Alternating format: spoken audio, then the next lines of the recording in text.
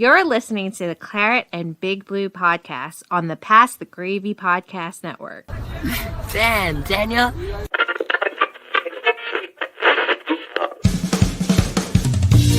think you are? I am. It's Pettis to Jones.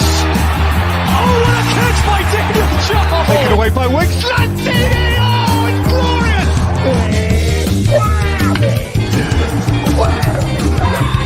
Play action over the middle. Touchdown Giants. Give me a hell yeah.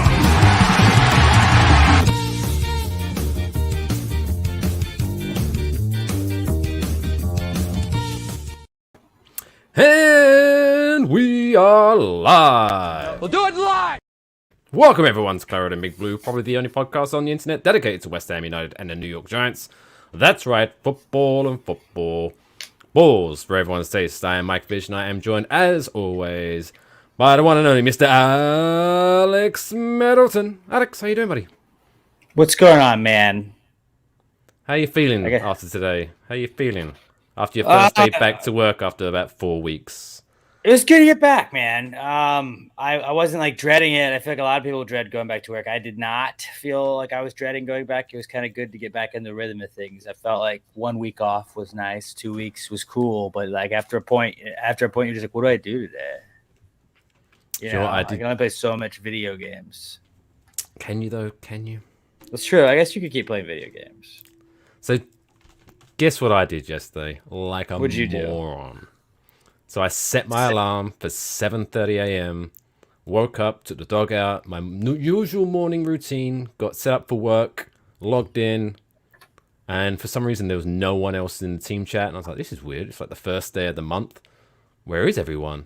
And then I checked my schedule, and it was a day off, and I was like, fuck. So, luckily, I was able to get back to sleep after a while, but I was like, what a fucking idiot. What an idiot. But there you go.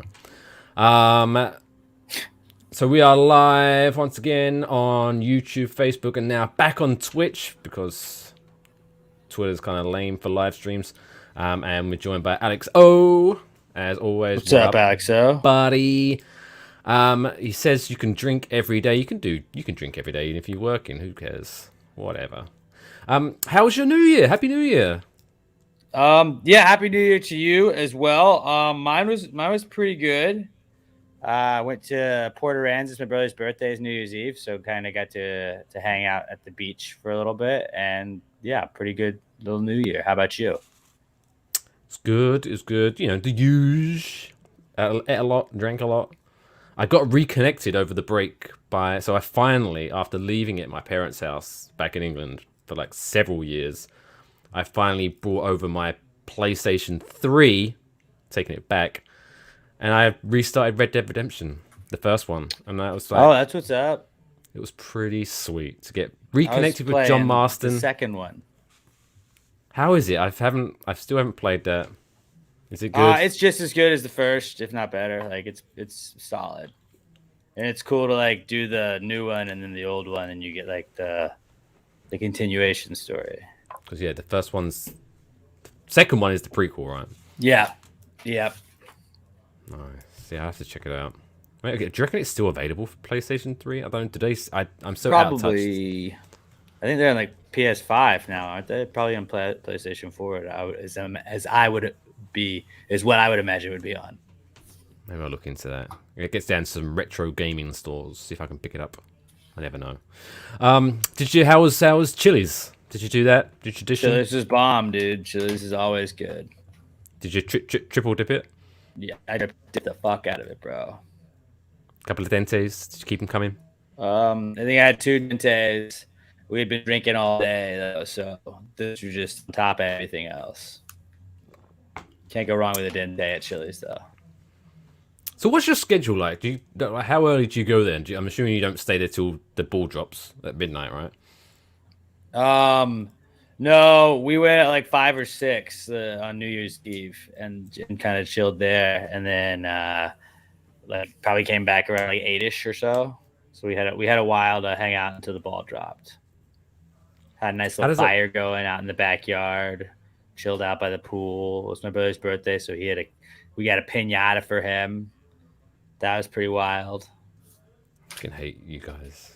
Yeah, just chilling out in the backyard. Went to the beach. Fuck you. Yeah, Well, well, this morning move while to I was Texas. while I was like letting the dog out to do her business, it was like I don't know, I can't remember it was like 20 degrees. It was like, fuck, this is cold. And then I open up my social media to see you frolicking on the beach. I'm like, fuck you, Alex. Fuck you. Well, you know, somebody's got to be at the beach, you know. Because that's what I don't like about Instagram now. Because it used to be like in chronological order, whereas now it just shows you what it wants to show you. And so I feel that it knew that I was freezing my ass off and said, "Hey, check out this picture, of this buddy at the beach." Just to Yeah, no, I feel annoy that. me. I feel like that too. Where like just the likes and stuff. When you look at who's interactive with your stuff, it'll be like from a day or two ago. I'm like, I just want to see like chronological order. I don't understand how difficult that is to do. If I want to go back, I'll go back. I don't need you to keep populating it with stuff that's old.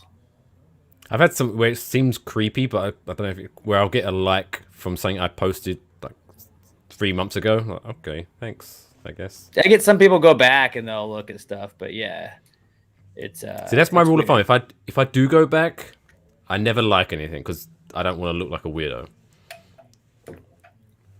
Yeah, and sometimes you accidentally will tap it, and you're just like, damn it, now they're gonna think I'm a weirdo. So if you quickly double tap it, so it unlikes it, do they still get the notification? I don't know. I don't want to find out though. No, it's not a way. Sports. Shall we just rip? We're going to do Giants first, as always. I think, we do this every week. Same shit. We could just replay the fucking podcast from last week, where it's like, even though I'm expecting low things, I mean, they still somehow manage to be even shittier than the week before. It's amazing, worse, yeah. almost.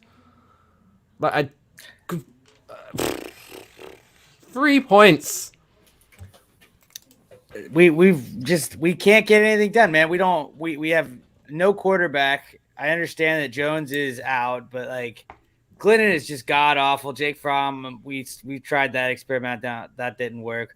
I mean, you know, we have nobody that is available. We had a bunch of injuries in the wide receiving core, and then they were able to just kind of lock down Kenny Galladay because he was the only guy that anybody had to throw it at. But Mike Glennon, I mean, first two series, he first play of the game, really sack fumble, loses it. Then two plays That was later, when I knew it was going to be a great day, when literally 3 seconds in, it's oh, for fuck's sake. And then 2 plays later, gets his hand hit and throws the interception. So it was just like, oh, wow, this is just going to be – we're going to get blown out by the Bears. Awesome. This is exactly what we didn't want. Yeah, I don't know, dude. I was Team Joe Judge pretty far into this season, and I'm out of it, man. I'm done. Yeah. Joe Judge has to go. At a certain point, like he says the right things in press conferences sometimes, but just like we can't continuously have this happen. I don't know who you go after as a coach. I still believe in Danny. I still believe in Jones just because he hasn't really had the opportunity. We need an offensive line. We had Gettleman come in and he was going to add some hog mollies up front. We were going to have a solid offensive line. Was the first thing that Gettleman was going to do 4 or 5 years ago when he came in, and man, hasn't worked. So Gettleman's got to be out. Judge has to be out. I think that's bad news for Danny, it seems like, but I don't think there's a quarterback in this draft that is going to be a better quarterback than Daniel Jones long term. So what's the point of trying to start all the way over again? Maybe you give Jones one more year with a new coach and kind of see if maybe he fits that system. I don't know. You need to bring in a new GM. You need to bring in a new coach. Judge, they said that they're going to try and retain him next year. Just we're going to probably lose again. So that's 6-7 losses to finish the season. You're going to keep a coach like that? It's not in like a complete rebuild mode already. Like this was supposed to be a team that was going to take the next step a little bit. I'm not saying we were going to win the Super Bowl or anything like that, but we were supposed to be a team that was going to progress this year, and we have regressed, if anything. Yeah, it's the same shit coming out of his mouth as well. Like, because early on, even if we might play bad or we would lose, blah, blah, blah, and he would come out saying, no, but we've got a great team harmony, everyone's buying in, we've got this belief. And so you'd be like, yeah, okay, I'm buying in. But now, after like 5 straight losses in his second season, and he's still been like, yeah, but but the belief and shut up now. Like you need to play a different tune. Come tell me what, because you keep saying, oh, but if you could see the improvements in the back, what? Stop being so vague. What? We're getting Tell blown out me by the what's- Bears? That's not an improvement to me. The offensive line has not done anything to get better. The run game, we established the run game, but we did that because we didn't have a way to pass it. I mean, we blamed Jason Garrett for all this stuff, and it's not necessarily Jason Garrett's fault, I don't think. I mean, we haven't really turned an offense they're turned into a real offense since he left. And it's not like I expected Freddie Kitchens to be like a huge game changer, but I just thought maybe Jason Garrett was what was like his play calling abilities were kind of hampering us. And it doesn't matter who's calling the plays. This team just sucks, dude. And that's the hardest part. Like we've invested, like, I don't know. And I didn't feel like I emotionally invested this team so much going into the season, and just to just kind of have it where it was supposed to be a, let's take a step up year. We just shit the bed, man. I don't know. Joe Judge has to be done. He's gone as far as I'm concerned. He should have been fired after the game. He should have been fired at halftime. He should have been fired yesterday. Like the fact that his key card still works in that building is ridiculous. I don't understand what the mayor are trying to do with this team. I don't understand why they're just letting us kind of continue to be as pathetic of a team as we have been as of late. Like everybody else in our division has made the playoffs within the last 2 years, and we haven't done it in 5. So we're becoming a laughing stock, and I hate that part. I hate that. Like we need to have somebody that's going to be able to change this. And we thought that maybe Judge is going to change culture. You can only choose a culture if you can win games, and he's not able to do any of that. And I understand that we have injuries, but just I don't think he's it, man. I don't think he's it. No, like you say, that you don't know who else is out there who we're going to replace him with. But at this point, it's like can't get any worse. It can't be worse. We're 32nd in almost all of the offensive categories. We're bottom 3 in the league and just about everything else. And you can't look at that and be like, wow, they're building on something. If we won, like last year where we won those games, we had to push for the playoffs, even though we were a shitty team and we were in a shitty division. We had to push for the playoffs, and it looked like you had the guys still playing for Judge. At this point, like maybe, yeah, they're running around hard or whatever, but it doesn't make sense that this team is this bad week in and week out. No, I'm not saying like stats should be the be-all, end-all, but I mean, I laugh because you have to laugh, otherwise you're going to cry. Like, just listen to some of these, because what shocked me was that we had pretty much as much offensive possession as they did. It was like pretty much a tie. Well, because we established the run for the first time all season while we were getting blown the fuck out. So that was why we had the possession, and that just skewed the stats a little bit. But here, these are the ones that create like, so throughout the whole game, minus 10 passing yards throughout the whole game. Third down efficiency, 1 out of 11. 4 sacks, 2 fumbles lost. It's like 2 interceptions thrown. It's just embarrassing. It was just embarrassing to watch. You can't, I don't know.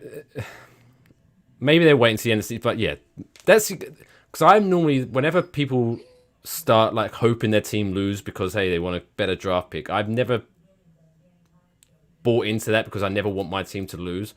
But at this point, I am kind of hoping we just get blown out against Washington, because we're going to that this team things need to change. People need to get fired. But we're gonna be beaten again, dude. Like, do you think this team's gonna just magically show up without Jones in at quarterback and be able to do anything? No, they're not gonna be able to. This team hasn't been. They're just an absolutely just non-existent offense. They can't put up points. And, I mean, our defense even has made some plays, but they can't be on the field the entire fucking time because the offense doesn't know how to stay out there. Like, yeah, that's why we tried to establish the run, and it just didn't get anything done. And we were already down 2 scores, then 3 scores at that, and just when it starts to snowball, and then it becomes like I don't know, dude. This is the most like pathetic the Giants have ever been since I've been a fan, and it's really painful. It's painful to watch now. Yeah, I'm just hoping, because I can definitely see, like, if we were to somehow beat Washington, then they're just going to come out with like, oh, see, it's finally starting to work next year, and they'll just keep everything going. I just don't want to give them any opportunity. I want us to lose so that Joe Judge gets fired. I'm sorry. Yeah, Washington is worse. Washington is a better team than Chicago, and Chicago blew us out. So I would expect us to get blown out by Washington. Also, we have nobody at quarterback, so no, it's not going to get better. Pete Carroll to the Giants. I would take Andy Carroll, former West Ham striker at this point, as the head coach because fuck it. Why not? Yeah, I don't think I think if Pete Carroll's done with the Seahawks, I think he's probably done. In general, just he's like 75, so he's probably just gonna. He's only 70. He's still young. Quits or he's pretty old for that. So I don't know if it's worth it to him to have to like reestablish a culture. And do you want to? It's kind of like when we had Pellegrini come in at West Ham, where it's like he's like 1,000,000 years old. Like, is this a guy that's going to restart a franchise and kind of build it up? Urban Meyer, absolutely not. I don't know where we go like coaching wise. Like we haven't. I really until this past game was just kind of like buying into Joe Judge and trying to still believe in Joe Judge, but I don't see it working, man. We need somebody. Is there anyone from college that we could nab? Just give someone a fresh start. Do we need like the Giants are a franchise that like we need somebody? I think that has to be an NFL guy that's proven that they can get it done. I don't want to go after Dan Quinn. I don't believe in Dan Quinn as a head coach, even though he took the Super Bowl. Dan Quinn for the Cowboys, they turned that defense around.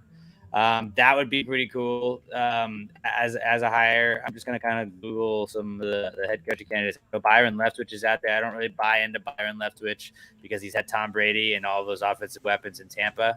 I think he's also going to probably go to Jacksonville. Kellen Moore, maybe. But again, I don't know if you want to go the first-time head coach. What I liked was we had Tom Coughlin when Tom Coughlin came in, and he was an established coach that had taken the Jaguars, who were an expansion team. He had taken them to a conference championship. He had shown that he could win games, and then he could put a team together. I understand, like, you thought that maybe McAdoo could build on that or whatever because he was behind Coughlin. No, that was a swing and a miss. Okay, cool. Let's bring Palmer, who's nothing but at pounds.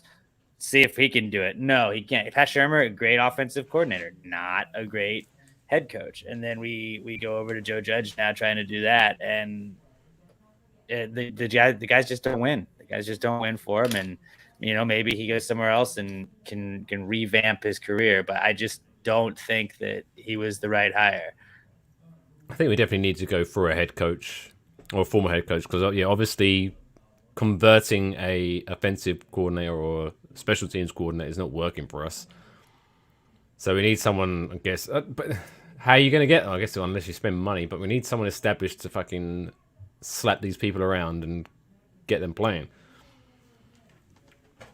I mean, it's sort of like, do you go after McDaniels? Do you go to Josh McDaniels? I don't really want to go after Josh McDaniels.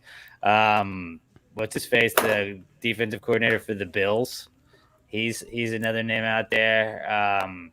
Our defensive coordinator I've seen like kind of leaked out there, but I don't really know if Patrick Graham's going to be a head coach. You're definitely not going to elevate him from that. There's just so many names out there that I don't know, and I don't trust this ownership to get the right candidate.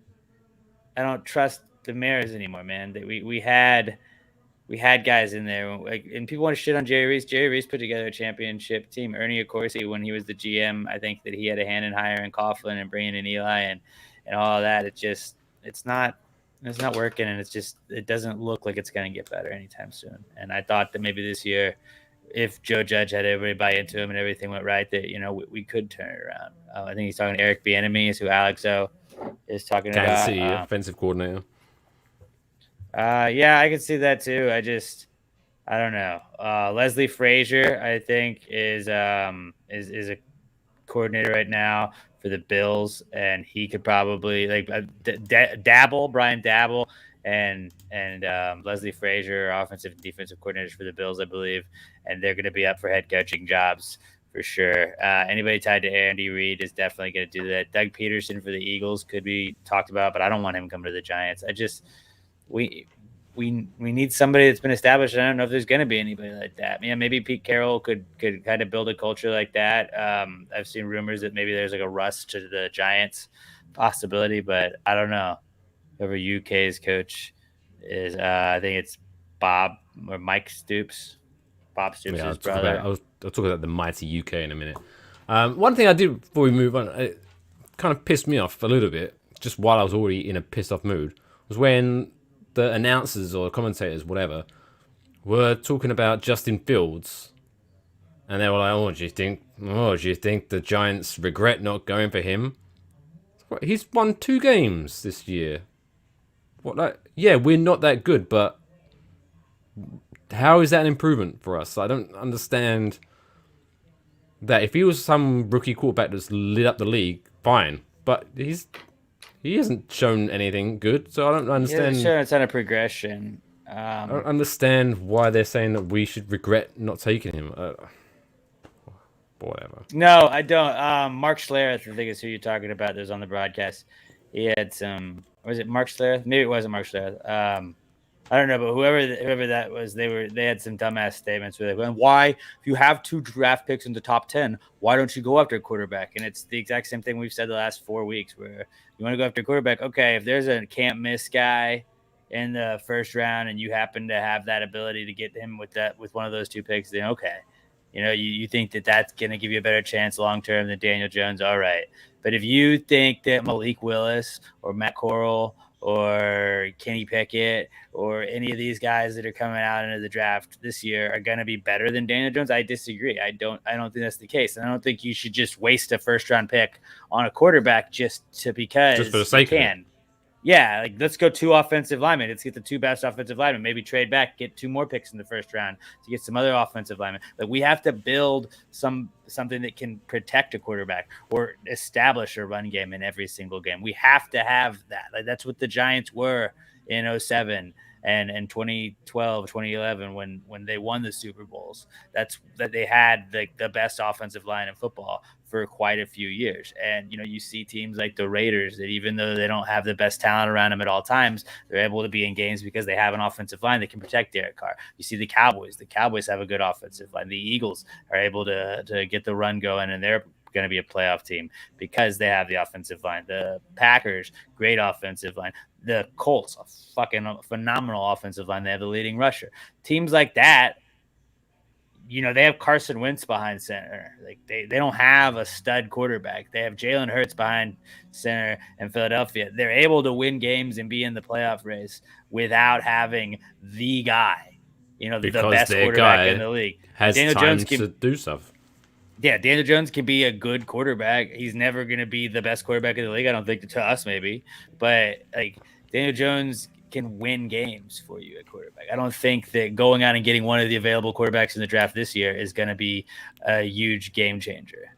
Yeah, I mean, I can appreciate where people have lost faith in the fact that, the whole, hey, we still haven't seen enough from Daniel Jones not to say he's going to be our franchise guy. But I still don't think we're at the point where we're like, fuck it, we just need to take any quarterback. I think he's still quarterback's good not the enough problem. for that. Everything, like there's so many other things that are the problem before the quarterback. The amount of sacks that we're giving up, the quarterback isn't the issue. It's the fact that the quarterback doesn't have any protection. Literally zero protection. For the last year of his rookie contract, see if he's worth signing to anything long term. Give him one more shot with that. Like, get rid of Judge. Let this new guy come in. Let the new GM come in and look at Jones and evaluate him. Let them actually give him an evaluation process as opposed to this is just the guy you have. If he's got a 1-year trial, if he doesn't work out and the GMs and the coach don't think that he works out, then get rid of him. I love Danny, but if that's give him one more shot to see when he's healthy, if he can make it through a full season, if he can make it through a full season, his durability has been a problem. Him and Saquon for sure. That was supposed to be the core of this team, and it's just really frustrating to watch. It's depressing to watch, and I don't look forward to the Giants game. I can't wait for Sunday to come and go because we don't have to watch this fucking team anymore for months. Like, It'll I'm so fucking ready for that.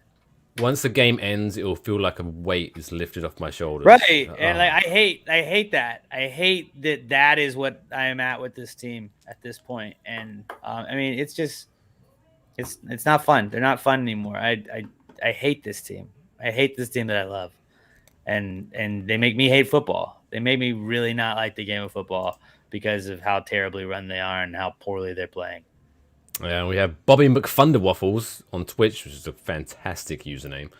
I can't think of a better combo than getting Bill O'Brien so he can sign Antonio Brown. Antonio Brown, upstanding citizen. Why not? And I hate to think about Barkley leaving. Yeah. I mean, Booker's been a better statistical running back this year. He's more durable. Barkley, what's he going to cost you? If Barkley can come back at a reasonable price, like, okay. If Barkley wants to be one of the highest paid running backs in the league, which he very well could want that, then it's not worth it. And I get that he wants to get that money, but he hasn't had I think it's more than a 1 year deal to completely recover from an ACL tear. I don't know, man. I don't think he's not the same Saquon we thought he was going to be. No, he definitely waited until I got his jersey before he went downhill big time. Yeah. It's really nice. Yeah. Hey guys, let's just get drunk before the Giants play so it won't hurt as much. I've tried that a couple of times. It doesn't help as much as I thought it would. But hey, why not? I'll take it. I'll take it as an excuse. Right. But yes, before we end the American football talk, just give a shout out to the mighty UK winning the Citrus Bowl, champions of all fruit-based championships, showing those Americans how it's done. Viva la UK. God bless them. Did you watch the game? It wasn't actually a bad game. I bet it, and it was Kentucky -3, and they won by 3, so it was a push. So nothing great came out of it, I guess. I mean, I appreciate I'm no college football expert, but it was closer than I thought it would be. I didn't think UK was going to blow it out, but I thought it was going to be. I thought we were going to win more convincingly than we did. But whatever. Yeah, a win's a win, and a fruit bowl is a fruit bowl. It's going to sit nicely on the table. Put some candles around it. It's going to be nice. Shout out to UK. Anything else, or should we just wait till next week to fully vent on the Giants as the season will be over? Yeah, let's just wait till next week. I've talked about the Giants as much as I want to talk about them today without just wanting to kill myself. On that note, let's move on. Hey, Mike, who's David Bowie? Don't get me started on David. Fucking Rod Ryan. Talking shit about David Bowie. David Bowie's a legend. David Bowie deserves so much credit. If it wasn't for David Bowie, so many of these musicians that are out would not be there. David Bowie, I cannot say anything bad about David Bowie. I was so annoyed that Rod Ryan claimed that his work was only worth $200 million. What does that man know? 19 years in radio. Come back to me when you got 20, pal. 19 years in Houston radio. Oh, okay. Way more than 20 in overall. I'm going to shut up then. And I like how Rod said the New Jersey Giants today. Well, they are more of the New Jersey Giants right now. They are. They play in Jersey, so I mean, I call them New Jersey Giants sometimes because they do play in Jersey. Anyway, let's move on to this week's sponsor before we play How Many Things Can You Name? This week's episode is brought to you by Lights. Can't see shit? Turn on your lights. Thanks for sponsoring this week's episode of Claret and Big Blue Podcast. Good point. Right, are you ready to have your knowledge tested before we move on to West Ham talk? Yeah, let's see what it is this week. All right, let's play this week's How many things can you name? All right, so I've got an easy one for you this week, Alex. Okay. Because I know you're a big Call of Duty fan, right? As you love of a bit late. of, you love a bit of COD. Last year. Yeah, big COD so guy. 2, 3, 4, 5, 6, 7, 8, 9, 10, 11. There's lots of Call of Duty video games. So I'm going to give you 60 seconds on the clock to see how many titles in the Call of Duty franchise that there are. And your time starts now. How many did you say there were? There's like 20 something. Oh, okay. Black Ops, Black Ops 2, Modern Warfare 2, Modern Warfare 3, Vanguard, World at War. Is that one? That is one. What? 2008. Shit. Call Black Ops 3. Is there a Black Ops 3? There is. It's a Black Ops 3, and yeah, that's all the ones I can think of off of the top of my head. Just add another number. 4, Black Ops 4. Yep. Modern Warfare 4, 5, 6, 7, 8, 9, 10. Although, I mean, yeah, is that what you got? Ghost Recon, Call of Duty Ghosts. Yep. No, Ghost Recon's good. But that's it. You got it pretty good. You did pretty good. You got about 12 there. Although I didn't like. There's technically, because there's so Call of Duty, Call of Duty 2, Call of Duty 3, Call of Duty 4, Modern Warfare. So Call of Duty 4 Modern Warfare was released in 2007. And in 2019, there was just Call of Duty Modern Warfare. It's like just cheating. Yeah, that's weird. But yeah, I honestly had no idea there was that many. So Yeah, I they remember, kind of do it like every couple of months. It feels like. because I think this is kind of actually annoying. Because when I bought, because the only games I bought back from the UK were Red Dead Redemption, Grand Theft Auto 5, and now I've just remembered I have a Modern Warfare. Should have bought that. That'd have been fun. Oh well. But that was fun. So yeah. So what kind of? So I think you're into Call of Duty, and now you're saying you're only into it recently. Like, what? Tell the people what makes Alex tick other than crawfish. What is something that you've been a fan of other than Giants for a long time? I mean, TV. Yes. I don't know. Grand Theft Auto. I always played Grand Theft Auto. That was always cool. Well, I'm not going to do how many things you know, Grant, because there's not that many of those. Yeah, I could name most of them. There's 4. 5. There's 5. It's Grand Theft Auto 5. It's the latest one. 5. You're right. Well, when's 6 coming out? We want 6. We demand 6. Anyway. Alright. Let's move on. Because now... Hammer time. What a week. Because even when West Ham win, they still stress me the fuck out. If they say... The old saying is, football's a game of two halves. And this was very true because West Ham owned the first half against Crystal Palace, and then second half not so much. And, I mean, by the way, just want to give a shout out to our Russian bot joining us on YouTube. Thanks for joining us. Yeah, and also I was watching because it was New Year's Day. We had a New Year's Day brunch. And yeah, so my father-in-law was sitting there watching the game with me, and he has no idea about soccer. And when Crystal Palace scored their second goal, he celebrated, and I was like, no, that's not my team. That's not wrong my team. Wrong team. Although there were, I guess, yeah, we weren't wearing the typical West Ham unis, so maybe that was throwing him off. But I'll give him that benefit of the doubt. Yeah, I got up early and was watching it at the beach house we were at. I had it all right, on TV shut up about a beach. Well, we kind of like there were 10 people there, so like including me. So like people were kind of just like it was thrown on like college bowl games for most of the days that we were there, and so I just figured like somebody's gonna come down and change it, and I was just gonna put it on my iPad, and nobody changed it, and like there were some of the guys who were just like watching West Ham and like kind of just giving me shit, like they were just kind of messing with me about West Ham, but yeah, we went up. That Lanzini that penalty at the very end of the half, which I was a little. I mean, we've been screwed, but I like to play it fair and be like, hey, I would have been pretty furious if like that didn't really affect anything. I don't It was think one of those not that intentional. It was like, yes, according to the law, technically, but like he didn't make a motion towards the ball. The ball just bounced up and got him there. And it was like, we probably should have let that one go.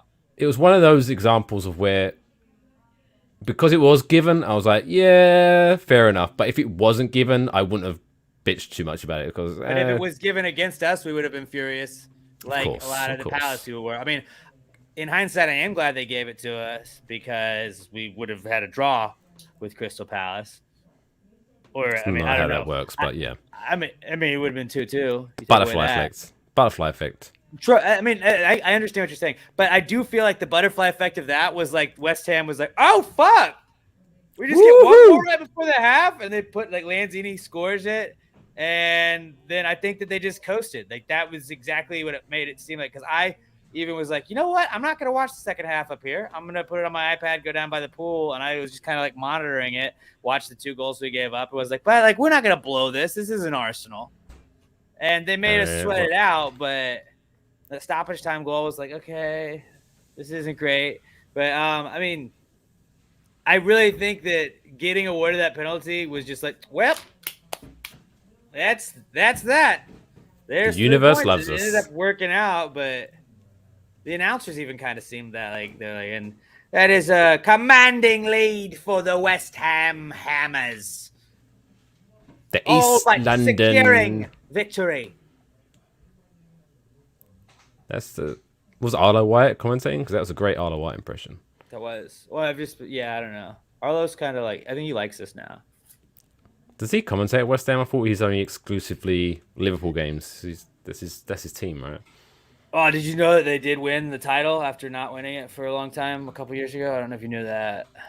And when they won it, there was no fans. There were no fans in the stands, and hey, no fans, and there was no room for racism. There still is no room for racism, Mike. All right. Even still now, no room, because there's too many fans in the stadium. No room. Arlo does post on his Instagram the soups that he takes to the game in a thermos, and I'm always kind of interested to see his story to see what kind of soup he has. That would be a great if ever he wanted to collaborate. That'd be a great segment. Arlo's Soup of the Week. I'm going to tweet him right now. See if he wants to join us to talk about his soup. Yeah, he'll love it. He'll love that. But, Leslie, I was going to try... Are you familiar with the movie The Jewel of the Nile? It's an old movie, like 80s. Nope. I was going to try to... I only thought about it way too late, and I was like, I'm not going to get him to do a complicated Photoshop this late in the day. But it's Jewel of the Nile, and I was going to try to get you to do the poster, but with like Lanzini's face on it instead of the main actor, because he's a jewel. I thought that'd be funny. But is he back now? Is he back? Because Lanzini, dude. I mean, we were frustrated with him, but honestly, it's one of those things that I said like I'm dumb, but ever since Tottenham last year, Lanzini's my boy. Like I love Lanzini, and I mean he doesn't score unless they're really fucking good goals. Or it always hits off that top post. It bounces off that top post, and it just looks sexy as shit, or just slightly goes under it. Like that guy, I was shocked in his PK he had that he like went low into the left. Yeah. I was just like, he's gonna curl that bitch in where it's gonna look like it's gonna miss it. It's just nothing's easy for Lanzini. Like he doesn't. He's not just a tap it in guy. Antonio, I love Antonio. He's a guy, he's gonna run, he's gonna out muscle you, and he's gonna tap it in when he gets that pass. Lanzini's like, I'm gonna finesse the fuck out of this ball. I'm gonna finesse the fuck out of you, and it's gonna be gorgeous. When he just chipped it up but then volleyed it. That goal was amazing. But honestly, yeah, I think he has to have a sort of a resurgence. I think he's kind of had to play more. I think it's been kind of required with the amount of time amount of games we've had this year, being in Europa and everything like that, going as far as we did in the Carabao Cup. I think that it has become more necessary for him to play given the depth we have and everything. But I mean, he's coming in his own, and a lot of times it is like these guys just need some playing time, and you see it at the bigger clubs like the Uniteds and the Cities and everywhere else like that, where like, yeah, there is a Jesse Lingard coming off the bench And it's like, yeah, these guys are they get a lot of time to play. And when you give a guy like Lanzini some playing time, Lanzini may not be a starter in your lineup every single game, but Lanzini's the guy that is like, fuck yeah, we got Lanzini going. Okay. But then I think that's what he's fighting for, because obviously we've now lost Benny Hanna for the next couple of weeks. For a month, right? Well, it depends how far they get in the tournament, I guess. But it's the African Algeria. Wow. Cup of Nations, or whatever it's called. AFCON, that we'll be covering extensively. You hear it here first. On our Patreon, it doesn't exist. So, extensive coverage of that tournament. So, I maybe he's looking at him being like, yes, see you later, Benny. You're not going to get your place back. And he's just doing that because and I'm all for it. Hey, if he wants to step up and crush it. I still can't believe he's been at the club for I think it's 7 years now. It's like, he's been there a long time.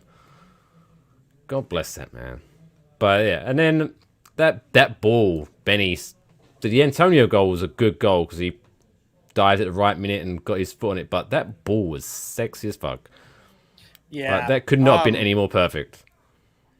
I think the thing we need to start doing again with Antonio is doubting him and be like, is something up with Antonio? Because ever since we did that, he's scored the last 2 games. So let's just, hey, I don't know if he's back to 100%, dude.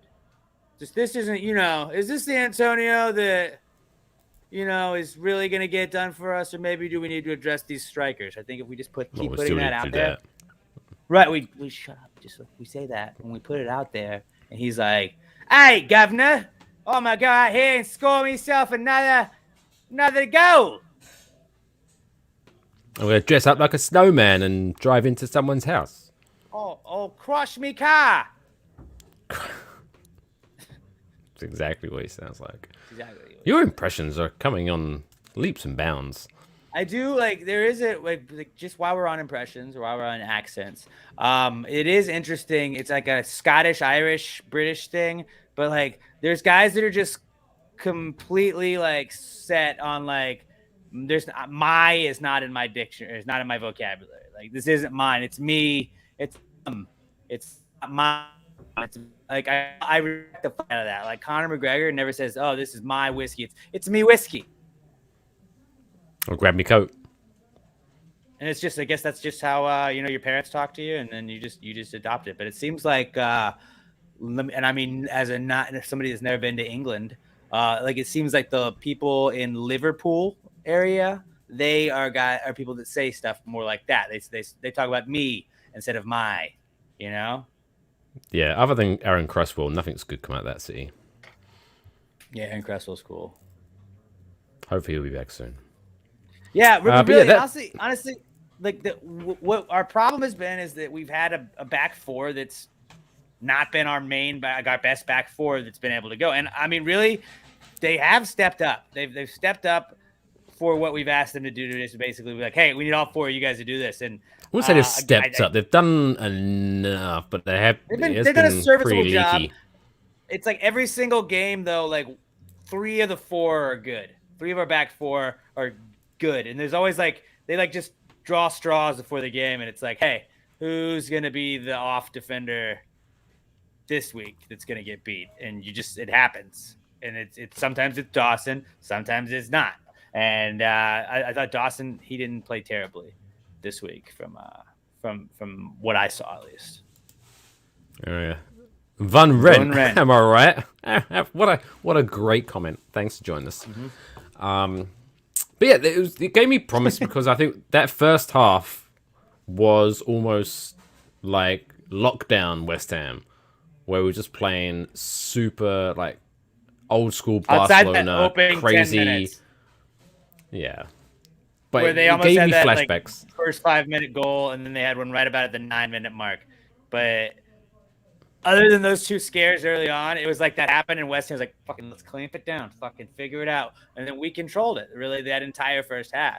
And again, I do think that the penalty was a momentum shifter, and I do think that it kind of we were ready to go, and then it was all right, let's relax a little bit. And that's not what we can do. We don't need to do that. We need to go for the kill in a game like that against Palace. We need to go for 5 goals. We need to to fuck around with that goal differential. Because right now, I believe we're sitting at 5th on the table. We are 5th in the league, yes. But, it's games like that. It's goal differentials that are the difference in 5th, 6th, 7th, 8th sometimes. 4th, even. Again, I think we're more of a Europa League team this year. We got a +9 goal difference. And +10, I think. Man United got a +2, so we're good above them. Right, which is always nice to see. I'm going to look right now. I think it's +9. We're +10. Oh. United is +3. Tottenham is +3. Okay. I knew there was a 7 difference between us and Man United. Yeah. Actually, I mean, really, we're 4th in goal differential. Better than Arsenal's +8. Not too bad. Tottenham does have 2 games in hand. I didn't realize that. Yeah, if they win their games in hand, we go down to 6th, but that's where we are, right? So, yes, not the end of the world. I didn't realize Wolves moved up that much, dude. Wolves has kind of turned it around. Oh, I did enjoy watching them beat Man United the other day. That was fun. Yeah, they did. I forgot about that. I do love it. I don't know what it is. It's something about Man United and Liverpool. Maybe I just don't like the colour red. But watching Man United and Liverpool lose is just enjoyable to me. It's like a drug. Is it weird that, like, Man City has a 10-point lead right now, but it kind of feels like it's been like a quiet just route of the Premier League this year? Like, yeah, they don't seem to have ever... I mean, other than, they beat Leeds 7-0, but whatever. But yeah, they haven't been not a incredible. But they got it done, and I guess it's like that's all that matters, is that you go out there and you get the wins you need. 3 points is 3 points, no matter what. But it just doesn't feel like we've talked about how dominant Manchester City has been this season. No, and then obviously Alex remind us of the LMNOP stats, which we crushed against Palace. Dominated LMNOP this week against Palace. Our score was 37 LMNOP, whilst theirs was 7. Pathetic. And yeah, blowout. Should have been a blowout on the score as well. Should have been a blowout. Also, before we end the West Ham chat, Fabianski, I've got to give a shout out to him. He was incredible against Palace. He pulled out some good stops. He really was, dude. That could have been, honestly, it could have been a Palace win if it was not for him. He had 3-4 saves that were just nails. And was it? He had 2 saves that should have been goals. He had 2 saves that should have been netted. When he saved it with his face. That's our guy, dude. Fabes. We love Fabes. And then literally 30 seconds later, he saves another one. It's like, this guy. It was like a hockey save. It was like a hockey save. Like, goalie's still on the ground, pops right back up, gets it.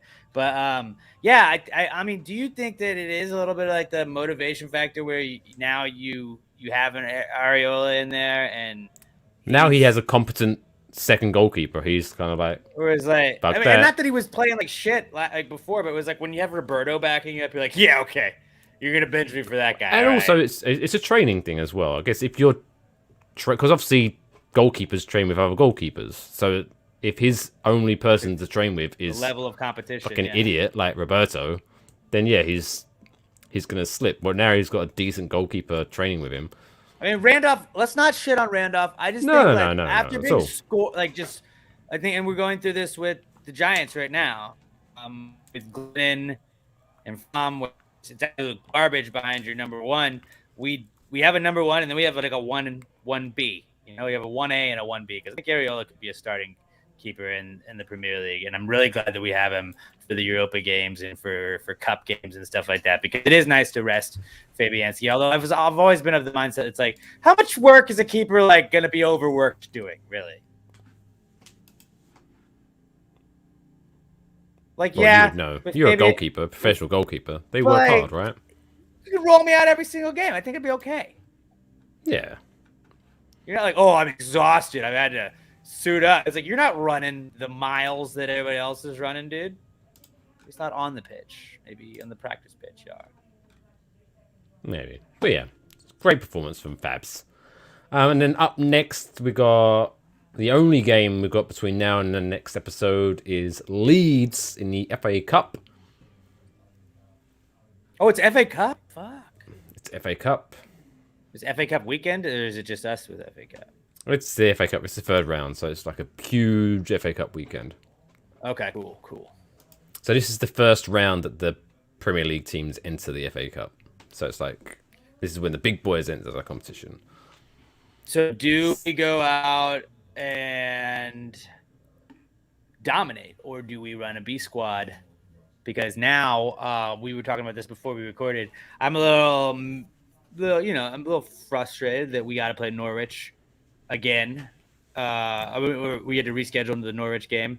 It was a Norwich outbreak for COVID, and I mean, obviously, that you want to take the precaution, but like I think at certain points, if it's an outbreak between two teams that they have to reschedule that game, then okay. But like at a certain point, you should have to play the guys that you have that are available.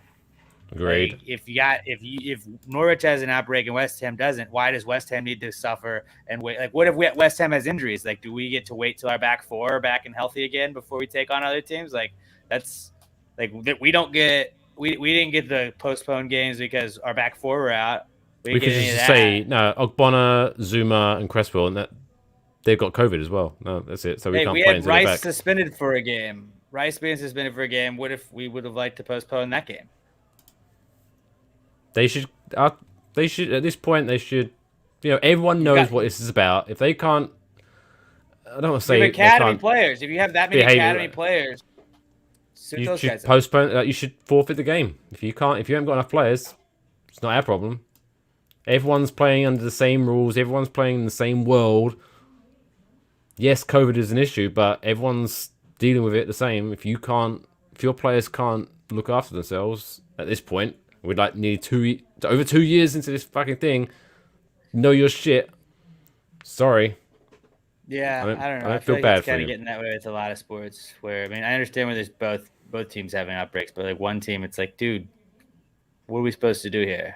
How's the other team supposed to get penalized? The NFL doesn't really give a shit. They're like, okay, well, Ian Book, you get to start a game for the Saints now because all their quarterbacks got it. And it's just like, if they had postponed it, then who knows? Like, what if your quarterback goes down because of a different injury? It's not COVID or anything like that.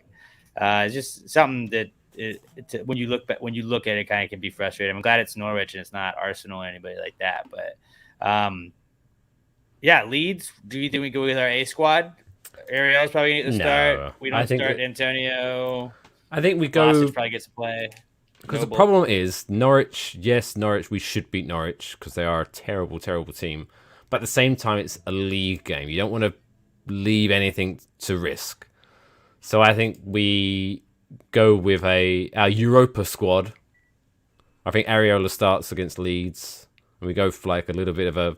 I mean, we still haven't got enough players to kind of full go resting, but I think you'll see like a weaker West Ham against Leeds, and then full force against Norwich, and hopefully beat them 6-0, which would be nice. Yeah, I could see that. I mean, Leeds is a serviceable team though, so I still think we're a better team. And if we show up, we have the guys that are we maybe go with their B squad, but they care. Then I think that that'll be beneficial to us for sure.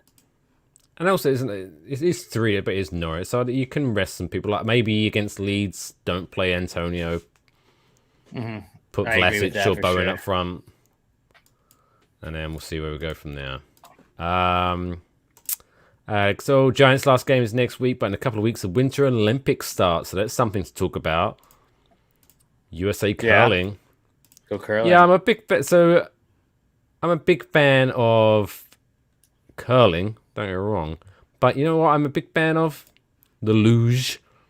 Big luge guy, yeah. Big luge. That looks insane. That is, which is just reverse skeleton.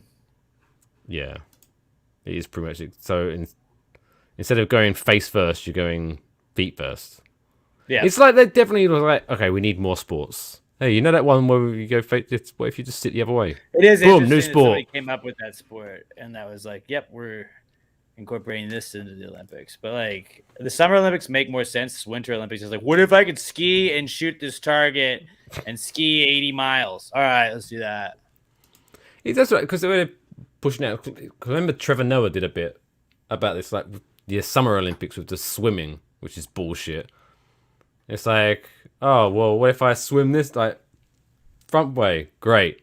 Oh, what if I go backwards? That's a new sport.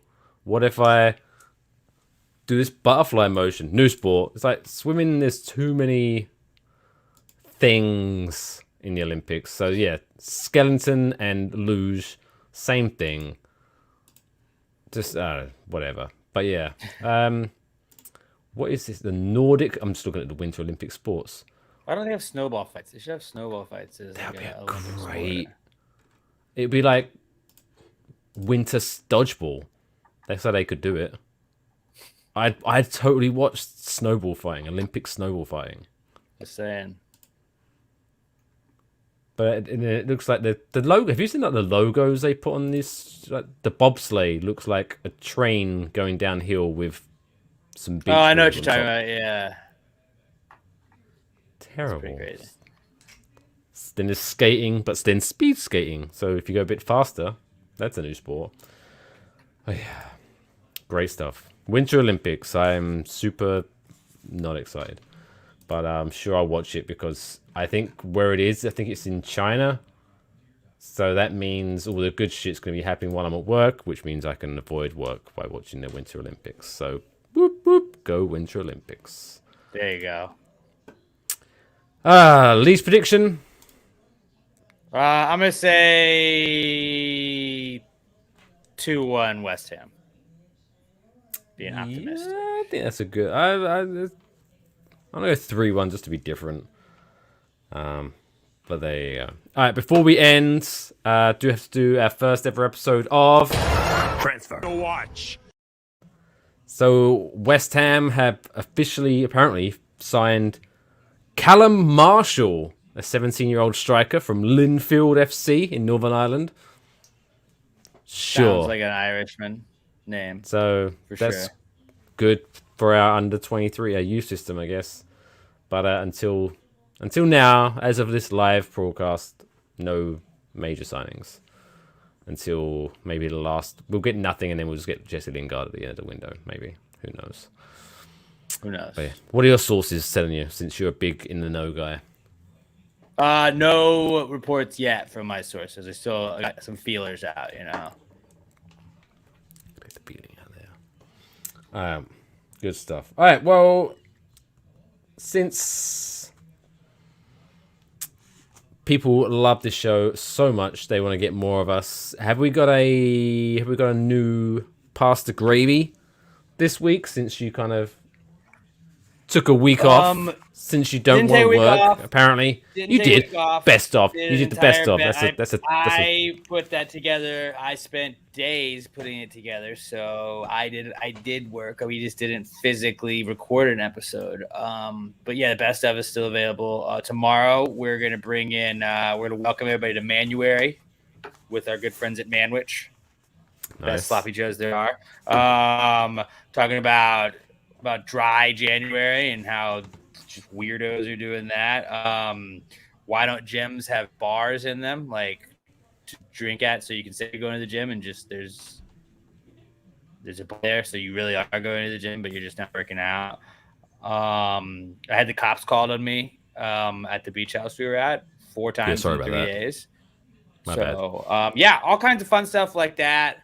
We're going to tell you what's not cool to start the year. I have quite a few not cools. And we're going to read some listener not cools, tell you guys, and answer some questions as well. So check out the first episode of 2022 of Pasta Gravy tomorrow night at Pasta Gravy Pod and Pasta Gravy Podcast on Facebook and YouTube. How about Waffle Box? What do we got going on there? Well, Waffle Box. So this week we're going to talk about some breaking news of Jason Derulo punching a guy in Vegas. Which is good stuff. That was breaking on TMZ. Then also we're going to talk about Antonio Brown, because he got up some things over the weekend. We're going to talk about Netflix's Don't Look Up, starring everyone. Well, that was a good movie. I don't know. Did you see that? Did you see that movie? It's a good movie. I have not seen it yet. But I want to. And then in our first ever recurring segment, after 31 episodes, we're finally starting to actually add some, format to the show. We have a wonderful, heartwarming story of the week, which you'll check out. Last week we talked about last week. Did you hear about the Davon Johnson, the 11-year-old who saved 2 people's lives in one day? Oh yeah, I did hear about that guy. The kid. The fuck? Kid, but... Jesus, what a day! What a day for that Pretty guy. awesome. Yeah. How do you top that? I don't think you can. You can't. It's like you have to go for 3, but he's just hanging around like waiting for shit to happen now. He's gonna be a superhero. Just waiting for people to get mugged so he can step in. But if you want to learn more about this guy, check out last week's episode of Waffle Box at Wafflebox Pod on all the social medias, or enjoy wafflebox.com. But until next week, thanks you for all watching.